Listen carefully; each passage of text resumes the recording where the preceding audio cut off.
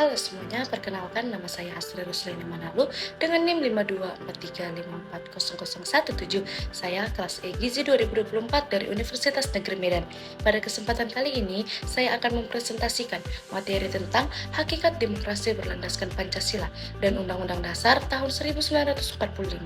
Pada tugas kali ini dibuat sebagai bagian dari tugas mata kuliah pendidikan kewarganegaraan dengan dosen pengampu Bapak Dr. Muhammad Irfan, SPD MOR.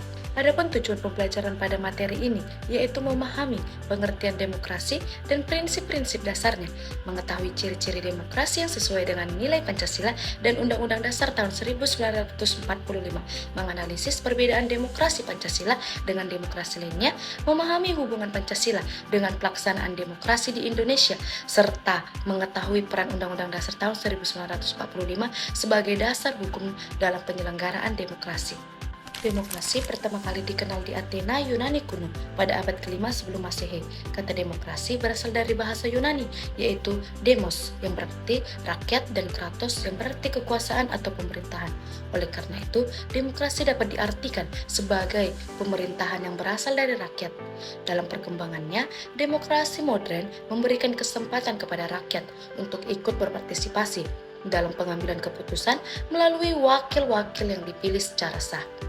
Dan menurut UNESCO tahun 1994, demokrasi merupakan salah satu sistem yang paling baik dalam kehidupan politik dan sosial karena memberikan ruang bagi partisipasi masyarakat.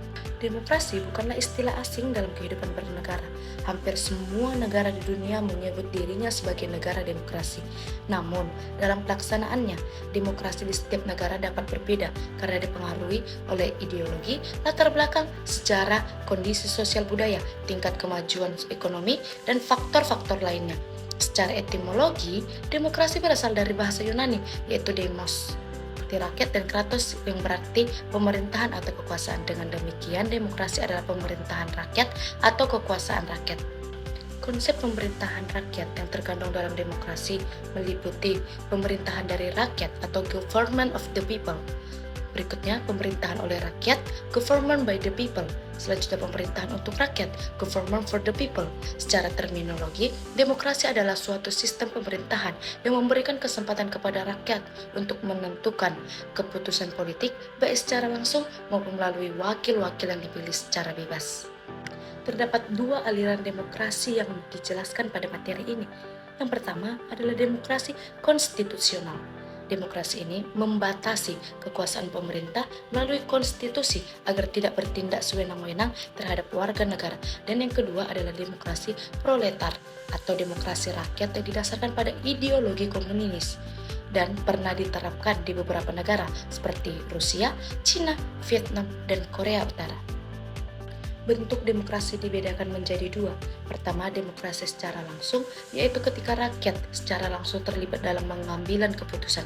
Dan kedua, yaitu demokrasi tidak langsung, yaitu ketika rakyat memilih wakil untuk mewakili aspirasi mereka. Dalam praktik pemerintahan, demokrasi juga dapat diterapkan melalui sistem presidensial, parlementer, ataupun referendum. Dalam kehidupan demokrasi, keputusan biasanya diambil melalui musyawarah mufakat atau pemungutan suara. Prinsip-prinsip demokrasi meliputi mengutamakan musyawarah untuk mufakat, menghargai pendapat orang lain, menerima keputusan bersama, menghormati hak minoritas, menolak kekerasan, serta menjunjung tinggi toleransi dan partisipasi masyarakat. Prinsip-prinsip ini sangat penting untuk menjaga kehidupan demokrasi yang sehat dan harmonis. Demokrasi di Indonesia mengalami perkembangan dari waktu ke waktu.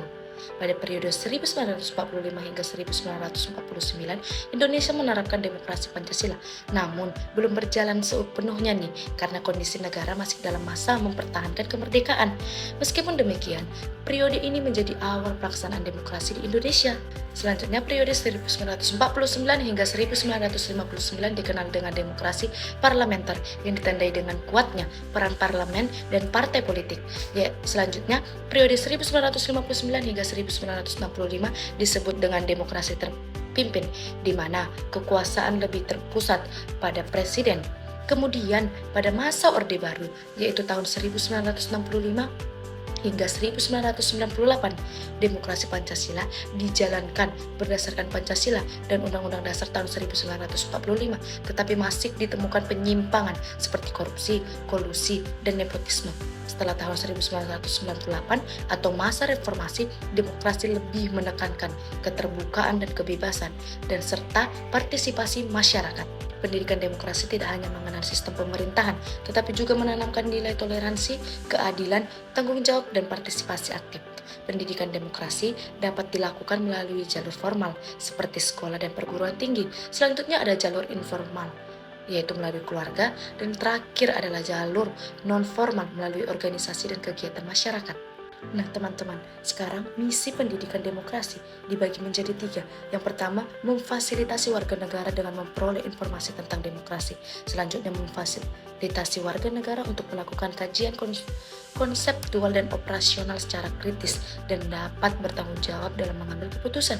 Dan yang terakhir, memfasilitasi warga negara untuk memperoleh dan memanfaatkan kesempatan berpartisipasikan secara aktif dalam demokrasi. Selanjutnya, demokrasi Indonesia berlandaskan Pancasila sebagai dasar negara. Nilai-nilai demokrasi yang terkandung dalam Pancasila antara lain keadilan, keterlibatan masyarakat, musyawarah, dan penghormatan terhadap hak asasi manusia. Nilai-nilai tersebut menjadi pedoman dalam pelaksanaan demokrasi di Indonesia. Dalam membangun budaya demokrasi, Pancasila diperlukan pendidikan demokrasi melalui pendidikan kewarganegaraan dan pelatihan kepemimpinan. Selain itu, partisipasi masyarakat juga sangat penting, misalnya melalui pemilihan umum dan forum-forum diskusi yang memungkinkan masyarakat menyampaikan pendapatnya. Budaya demokrasi juga perlu didukung oleh lembaga negara yang kuat, transparan, dan akuntabel. Selain itu, masyarakat harus menghargai perbedaan serta menjunjung tinggi toleransi.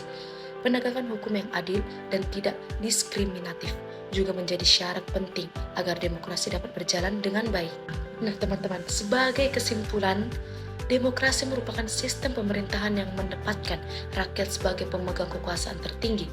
Di Indonesia, demokrasi dilaksanakan berdasarkan Pancasila dan Undang-Undang Dasar tahun 1945 yang menekankan musyawarah, keadilan, toleransi, dan partisipasi masyarakat.